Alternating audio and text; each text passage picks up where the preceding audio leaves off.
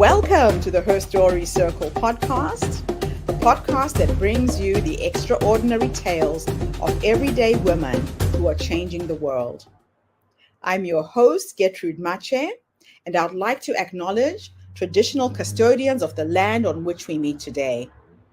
I also like to pay my respects to elders, past, present, and emerging. Every week, we dive into the lives, challenges, and triumphs of women from all four corners of the globe. We're here to inspire, enlighten, and connect, sharing stories that uplift and empower. So grab a cup of coffee, settle in, and join us as we explore the incredible journeys of women shaping our future.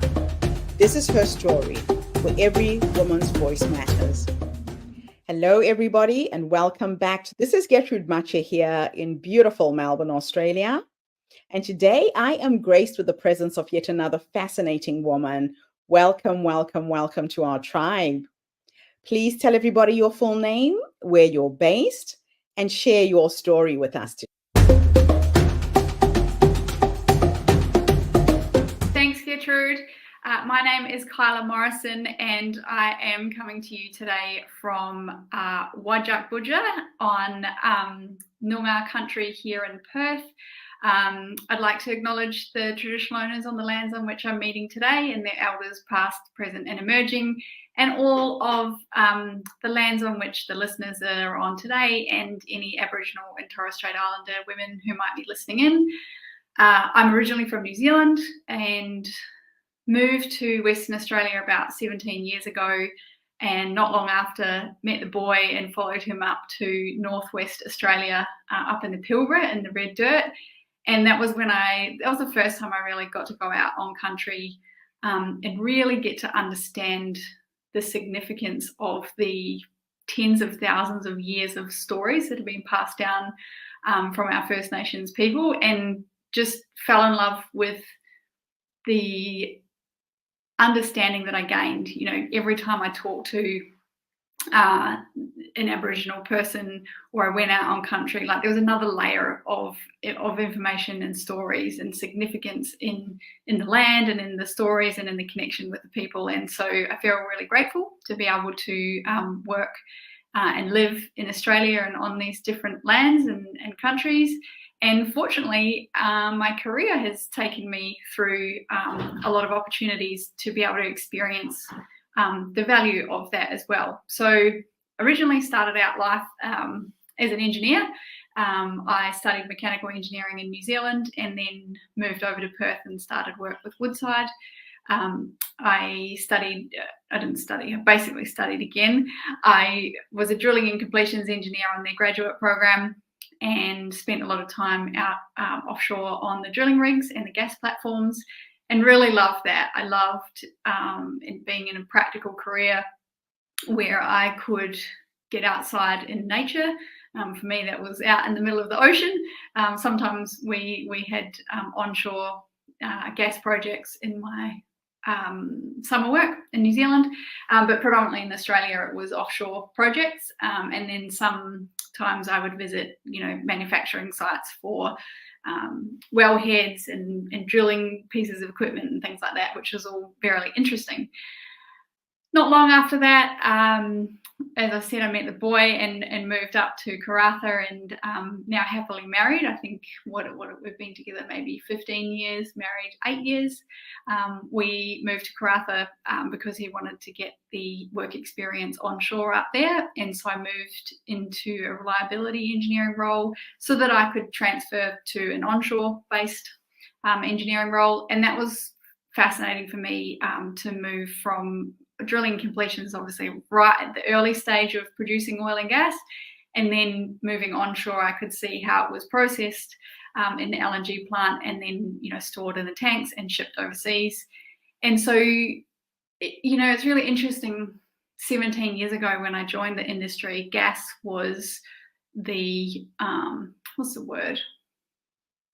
was more favorable, I guess, than mining, which was seen as the dirty cousin back then. And yet 15, 17 years later, I find myself working in mining technology, and it's almost the opposite with the energy transition, mining and critical minerals that are needed to be used in the manufacture of batteries and solar panels and wind turbines and electric vehicles and everything we need to meet the net zero targets that the world, well, majority of the world is aiming towards. It needs mining. And so it's just fascinating to be in the industry and in the sector and just see that shift. Gas is obviously going to be a transition fuel. I now have a portfolio career. I'll go back to the stages, but the portfolio that I have now, I have a board role on a minerals company that has a hydrogen project up in the regions, and I love being involved in the new technologies that are going to help accelerate that energy transition. And then, as I mentioned, I acknowledge that gas is going to be around for a little bit longer. We can't just switch over immediately. So back to my story up in the regions. I left the corporate world just over 5 years into my engineering career. I didn't have the guts to just go and quit and start a business, and so I kind of did it via maternity leave, if you like. So my first son is now 12, and my business is about 12 years old because I started them around the same time. I didn't obviously start my son, but I started my business when I fell pregnant. And then I have another son who is nearly 10, and I have a daughter who has just turned 8 and just got her ears pierced and realized the reality of something she'd been really looking forward to was actually a lot harder than she thought. But together we worked through that, and I encouraged her that she can do hard things. So yeah, being a mum, working in a male-dominated sector, I'm really passionate about encouraging girls and my daughter to be able to be or do anything her heart desires, and equally my boys too. So I take a lot of pride in raising and fostering and supporting children to be their whole selves and to be good humans. And I think having the 3 kids up in Karratha in regional Australia, you know, basically I say my kids were born in the red dirt, and they had many days and afternoons literally playing in the red dirt and making mud piles out in our back garden. I just can't believe that we now live in Perth after a quick trip to London with my husband's work before COVID brought us back to Perth 4 years ago. And we have a pool here, which is fantastic for kids, as anyone with almost teens would know. And yet we never had a pool up in Karratha, and, you know, for 8-9 months of the year, it's 30 plus degrees, sometimes 40 degrees for a couple of weeks at a time. And so my kids survived by making little mud pits out in the back garden in the red dirt. So yeah, I think they've had a great opportunity to grow up in the regions. I know for me that really helped build perspective about just how much of Australia's, economic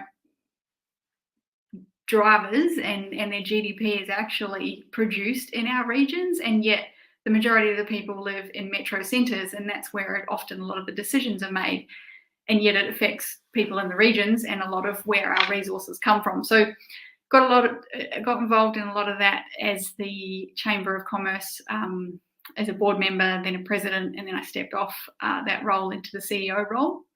That's where I built my board career. So I've been serving on boards for over 10 years, and I really love the opportunity to sit around a board table and problem solve as a team when it comes to strategy and, you know, making change, whether that be social change or economic development. And yeah, in that time also was involved as the founding chairperson of the Pilbara University Centre. So again, another initiative that was established to help support families and children who wanted to stay in the regions. Often many of you who are listening who are based in the regions will absolutely know, but for those of you who haven't lived and worked regionally, the isolation can be really lonely at times, let alone the connectivity of internet and things like that. And so professional development is not always afforded to people who live in the regions. Sometimes they have to travel a long distance to be able to access professional development opportunities, and or children move away in senior school years and then at university. And so the Australian government at the time funded the Regional Study Hubs program, which has been absolutely sensational in providing more support on the ground, face-to-face, for children and families and people, who want to study whilst still working, to be able to do that in the regions with, physical locations for tutoring face-to-face and pastoral support as well to support the lectures that are done online. So that background, working with, the local businesses, living and working in the regions. More recently, I've done some consulting with Aboriginal corporations, has all come together in, I guess, my passion for supporting the regions, supporting our First Nations people, and holding on to my roots in the engineering side of things, and supporting the energy transition. So that's me in a nutshell. Absolutely wonderful. Thank you so much for sharing your story with us today. It's really inspiring when I listen to women who have juggled motherhood, changing careers, starting a business. You are just kind of following your nose and letting your life navigate where you were going.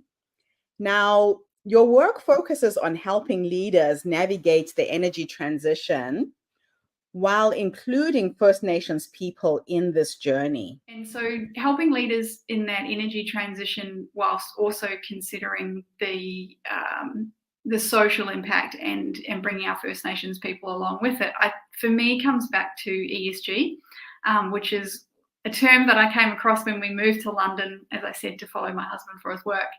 And in Karratha at the time, up in the Pilbara, in the role that I was in with the chamber, there was a lot of talk about social license to operate. And then we moved to London and I heard ESG being talked about. And I was like, oh, I wonder what this is. Hadn't heard it, environmental social governance.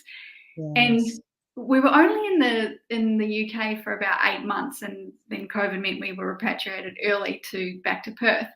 And it's really interesting. It took another probably 12 to 18 months before I heard the term being used back in Australia. So it really goes to show that that Europe and the UK and other parts of the world are leading in those aspects. Yes. But I think the energy transition is a really awesome opportunity to include our First Nations people more on that journey than we have before. And so obviously, energy transition, the first people think about is carbon or, carbon reduction, but that's only one minor aspect of it. And even within the E side of things, you've got water and biodiversity and so many things.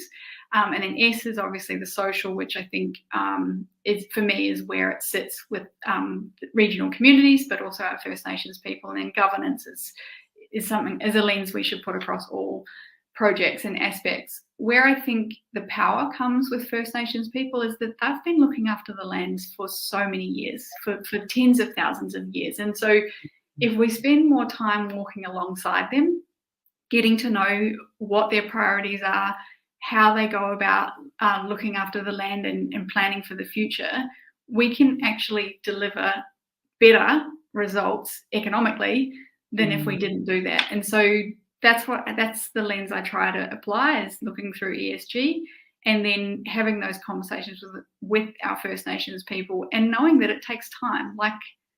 For a lot of us, we're going to have to build rapport with them. And one great thing that I heard when I was running the chamber is that we don't do things like engaging with Aboriginal and Torres Strait Islander people or local communities or whatever it is because it's a good thing to do.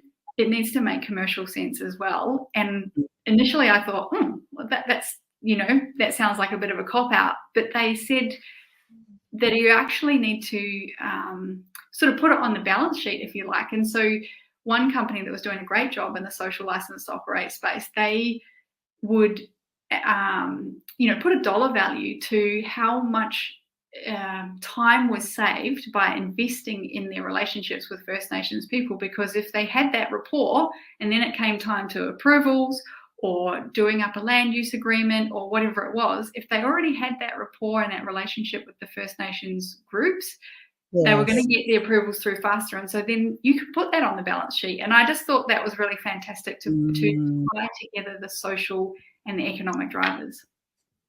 That is just incredible. And you have coached over 300 female leaders in male-dominated industries. What are some of the most common challenges that they face, and how do you help them overcome these obstacles? Yeah. So the 300 leaders that I've worked through is through different aspects, but predominantly is through a leadership program that I developed with a co-founder back in 2016, Violet Dew, who's a communications expert, who's an absolutely beautiful human. And we did that because, as I mentioned, I felt that professional development was missing face-to-face in the regions. And for me, it was a lack of confidence in myself as a leader. And so I see that a lot in the women that I coach, is that there is sometimes this imposter syndrome. Often it's just a self-doubt in their voice and backing themselves and having those conversations, particularly in male-dominated sectors. And I'm really conscious that a lot of trainers, coaches that work in this space, and women who've been working in male-dominated sectors would say, let's not try and fix the woman, and let's fix the system. And absolutely, there are things that workplaces need to do to be more inclusive and to be able to attract and retain people better. I still find that across the board, and research will back it as well, that women won't put themselves forward for a role until they feel really confident, or they've got someone backing them first before they're believing in themselves, compared to our men. That doesn't mean to say that men don't face imposter syndrome and they don't have a lack of confidence at times and things like that. But that's one really key side of things. Another one is the network building. I find a lot of women, if they've been in corporate for a number of years, they often don't think about taking that responsibility and ownership of their own career trajectory. And we kind of get groomed in a corporate world to rely on our manager and get feedback through performance appraisals and things like that. And we don't look into our personal and professional branding and take ownership of that. So I love helping women, understand their strengths and how to articulate them. And one amazing little tip that I learned from Maggie Palmer, who's got a great app called Pet Talk Her, was to literally pick up your phone. And so anyone listening right now could do that and text a colleague or a friend or someone you know and say, what are my greatest strengths? And you'll be really surprised what they come back with, because often it's hard for us to articulate our strengths because it's so easy for us. We don't notice that that's our superpower. And so working on articulating strengths really helps overcome that self-doubt and the confidence piece, and then helping people or women with their personal branding and that network building that can help them take ownership of their career trajectory. So what role does cultural awareness and sensitivity play in your approach to leadership development, particularly when working with First Nations communities? Yeah, it's huge.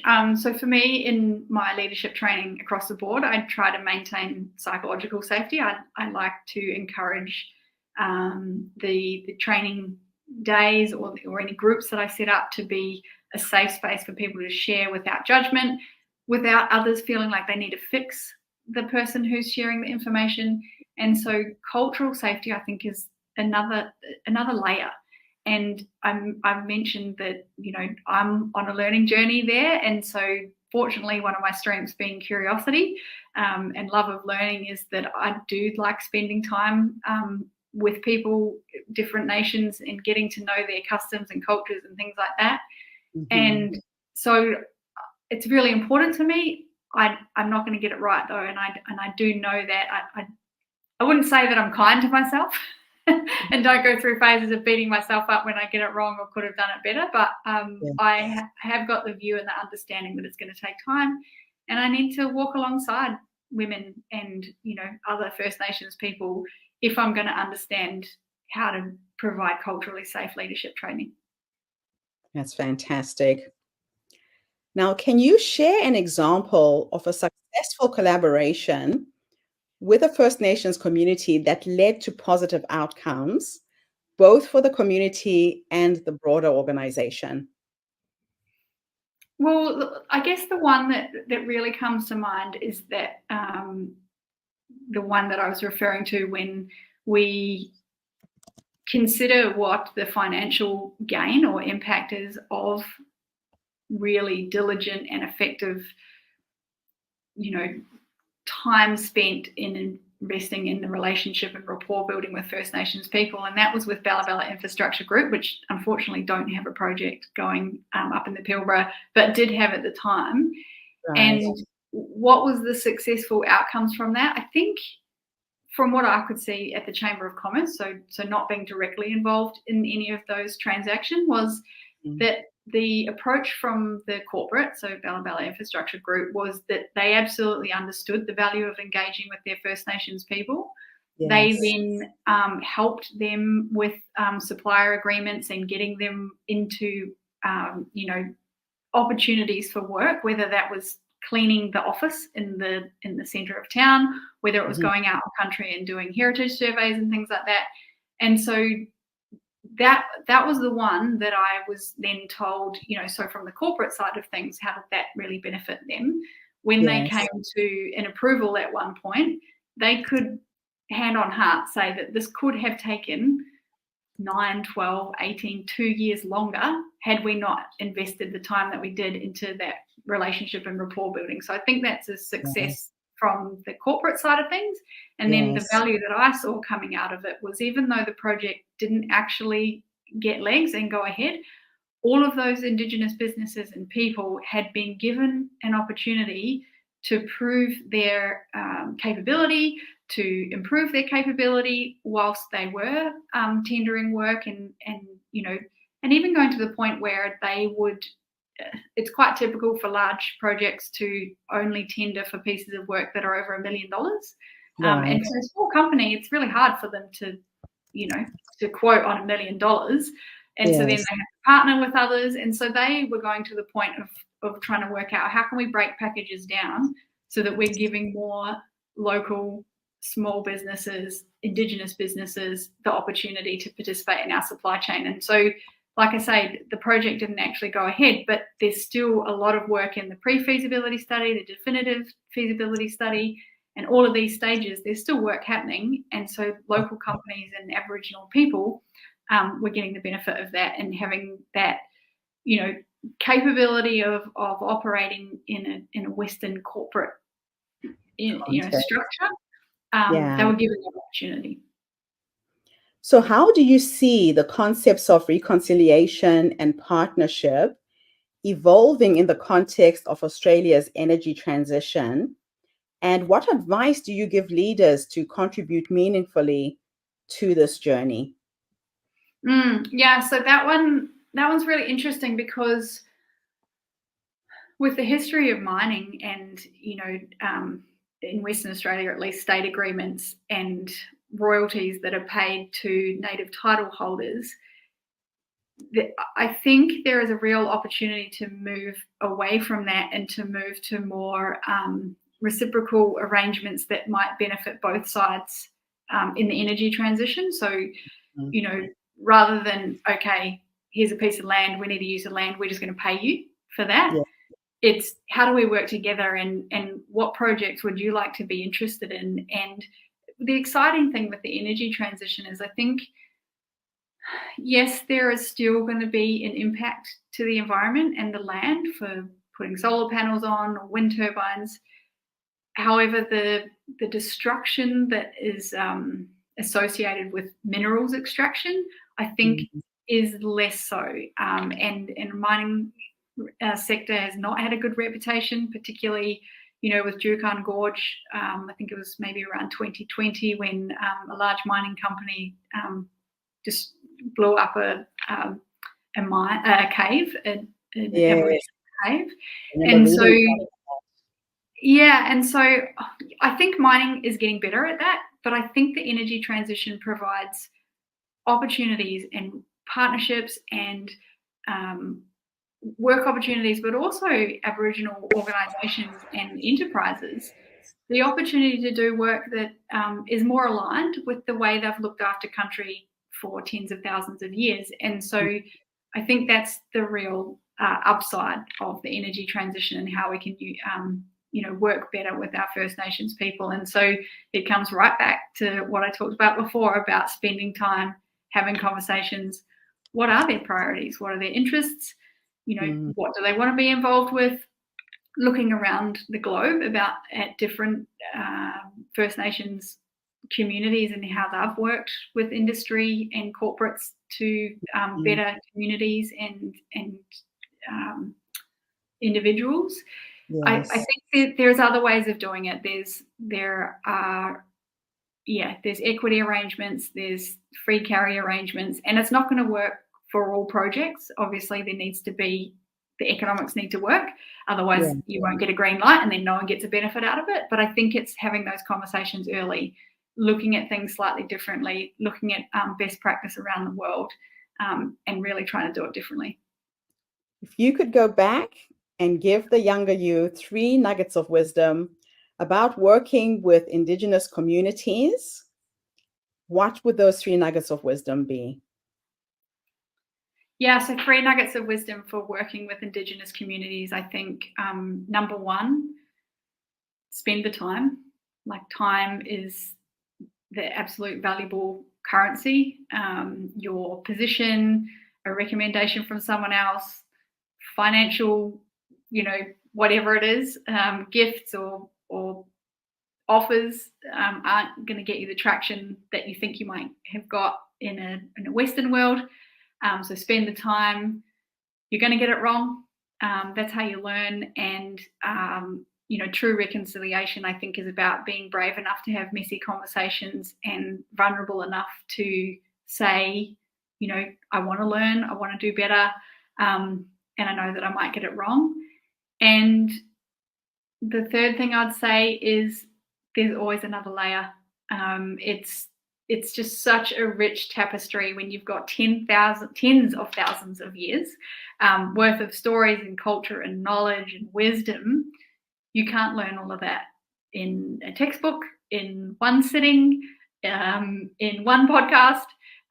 There's always another layer. And so be prepared to continue to invest in that learning journey. Fantastic. And now, if you could teleport into the future and meet this wise woman who's made such a difference for people whose voices are never heard, whose knowledge is never brought to the table, what will you say to her when you finally meet her with the work that you've done up until that point? Wow. What would I say to a wise woman in her 90s about the work I've done on giving underrepresented minorities a voice? Look at that ripple effect that you had. I think so often I can get lost in the overwhelm of just how much there is still left to do, and underestimate the power of the really tiny change, the incremental changes that will compound over time. And so I think I'm hoping that when I look back, I will just see how valuable the ripple effect has been and just be so proud for getting into that line of work and that journey as early as I did in my career. It's the most fulfilling part of the work that I do. Fantastic. Thank you so much for coming online and gracing us with your presence today. And thank you to my amazing guest and the work that she is doing in bringing about diversity in the corporate world and bringing about change in the world globally. The Diversity Connector is a platform that brings you the voices and stories of people from all over the world to celebrate and embrace our diversity and to reflect back to each and every one of us that diversity is a beautiful thing and something that we should be focusing on. So please tune in again tomorrow when I interview yet another amazing guest. In the meantime, Have a fantastic day, morning, or evening, wherever you are in the world, and bye for now. Thank you for tuning into the Her Story Circle podcast. I hope today's story has inspired you to believe in the power of our stories and the difference you can make in the world when you use your voice. I'm Gertrude Mache, and it's been an honor to share this space with you, where voices from all walks of life come together to weave a rich tapestry of diverse perspectives. Don't forget to subscribe, rate, and review our podcast to help us share these stories with more listeners. Follow us on social media by looking for the Her Story Circle podcast for more updates. And join us tomorrow for another episode filled with courage, resilience, and empowerment. Remember, your story matters, and together we're building a stronger, more inclusive world. Until next time, keep making her story.